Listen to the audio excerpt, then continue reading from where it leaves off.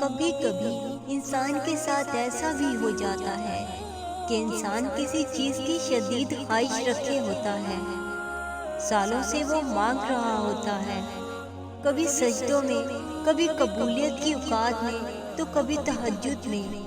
ہر موقع پر وہ اپنے رب سے مانگ رہا ہوتا ہے۔ شاید وہ رب سے جڑتا بھی تبھی ہے اسی خواہش کے لیے، مگر پھر ایسا ہوتا ہے اللہ اس کی آنکھوں کے سامنے اسی کی خواہش کو کسی اور کے حق میں پورا کر دیتا ہے۔ تب انسان ٹوٹ کر گرتا ہے اور رب کے سامنے پھر اللہ سے شکوہ کرتا ہے، کیوں کیا تو نے ایسا؟ ناراض ہوتا ہے، اپنے رب سے شکوہ کرتا ہے، میں نے تجھے اس سے اتنا مانگا تھا، وہ بھی تو نے کسی اور کو دے دیا۔ مگر پھر اس کے اندر سے ایک آواز آتی ہے، جس کے پیچھے تو بھاگ رہا تھا وہ نہیں تھا تیرے لیے بہتر۔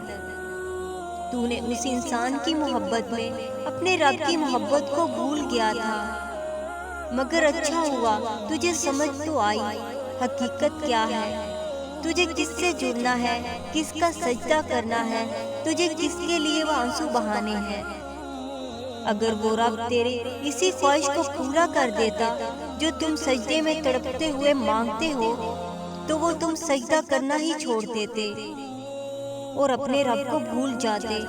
تیرا رب ایسا نہیں چاہتا تھا کہ تو اپنے رب کو بھول جائے، اسی لیے اس نے تیرا دل توڑا تاکہ تو اپنے رب سے جڑ جائے، اور اب وہ رب تیرے دل کو اپنی محبت سے بھر دے گا۔ ہاں، بعض اوقات کبھی ایسا بھی ہوتا ہے کہ کچھ خواہشات کو پورا نہ ہونا ہمارے حق میں بہتر ہوتا ہے۔ وقتی طور پر دل کا ٹوٹنا بھی اس رب سے جڑنا ہوتا ہے۔